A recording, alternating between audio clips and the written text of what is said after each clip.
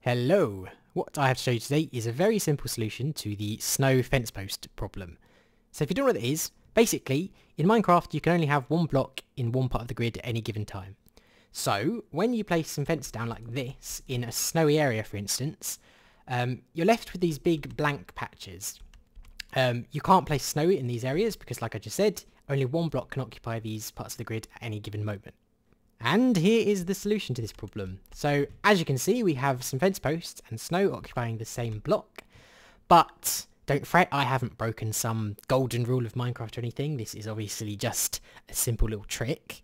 So this actually takes advantage of the permanent falling sand bug that I showed the other day. So if you didn't see that, basically, if you summon a falling sand riding on an item frame, what will happen is the falling sand will remain falling sand for eternity.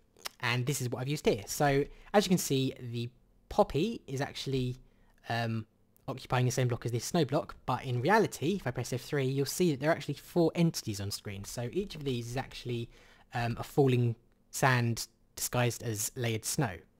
Now, there is actually a slight issue to this. The falling sand doesn't mimic a real block perfectly. So what I mean by that is if you actually come close and you look at it at a certain angle, you'll actually see that there's a very, very slight line between fake snow and real snow. And that's because the falling sand is basically displaying ever so slightly lower than a regular block. So it's not too big of an issue, but some people might be a bit picky. So there is actually an alternative to this. And here is the alternative. So as you can see, there is no line on this one. Likewise, there's no line over here. And it basically mimics the snow almost perfectly. The reason I didn't use this one at the beginning was because this one itself has an issue, but not a visual issue. So the alternative actually uses an old idea by the Firelanders.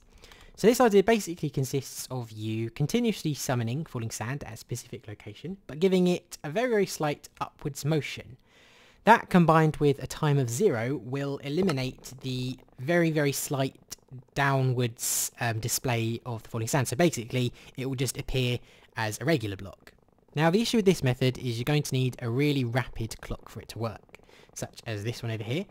But basically, a falling sand has to be summoned every tick or every 2 ticks, and you're going to need a really fast clock for that to work. Now, the issue there is that you're going to get a lot of redstone updates with this, and that's going to cause you some lag. Now, I've used this on small scale, but if you're going to use this on a slightly larger scale, then you're going to get some noticeable lag, which is not going to be good. So you have 2 options. You can go with the permanent falling sand bug at the cost of some visuals, or you can go with the alternative which looks noticeably better, but at the cost of some lag. So it's up to you. Both should be used sparingly because, remember, they are using entities, and when you get too many entities on the screen, that's going to cause some lag anyway. But yeah, whichever you choose is up to you.